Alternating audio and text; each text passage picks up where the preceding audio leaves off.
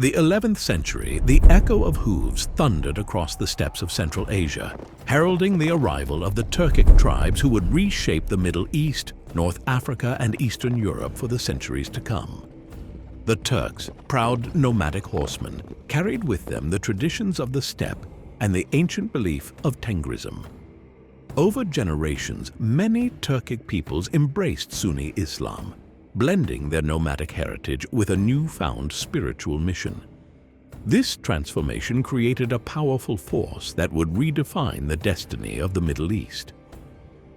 The Seljuks, a leading Turkic dynasty, rose to prominence as champions of Sunni Islam. In 1055, the Seljuks entered Baghdad, bringing an end to the Shia Buyid dynasty and restoring Sunni authority. They established the title of Sultan, combining political leadership with their role as protectors of the faith, a role the Turks would carry until the modern era. The Seljuks weren't merely conquerors, they were state builders. They preserved the Abbasid Caliphate as a symbol of unity while taking on the responsibility of governance. In 1071, on the plains of Manzikert, fate brought the Seljuk Turks and the Byzantine Greeks face to face for the first time, a rivalry that would continue to modern times, in a clash that would reshape history. Sultan Alp Arslan, leading a smaller, agile force of around 20,000, unexpectedly faced Emperor Romanos IV Diogenes at the head of a massive Byzantine army, estimated at over 70,000.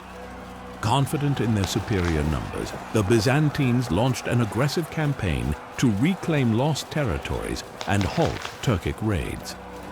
However, Alp Arslan's tactical brilliance turned the tide.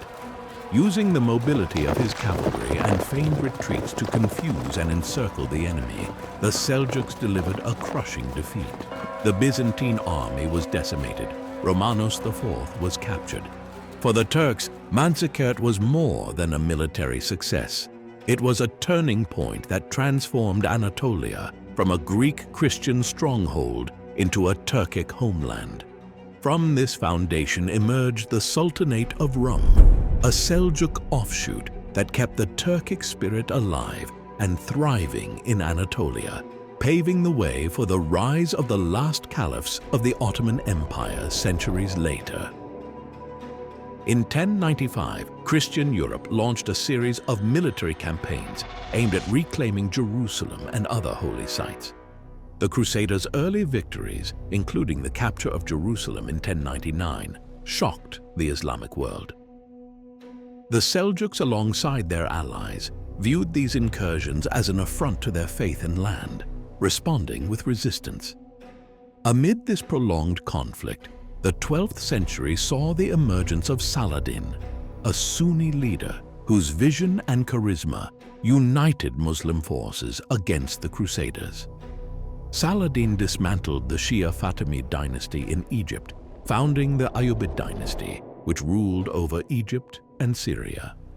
His leadership culminated in the decisive Battle of Hattin in 1187, where his forces achieved a major victory, reclaiming Jerusalem and delivering a critical blow to Crusader ambitions.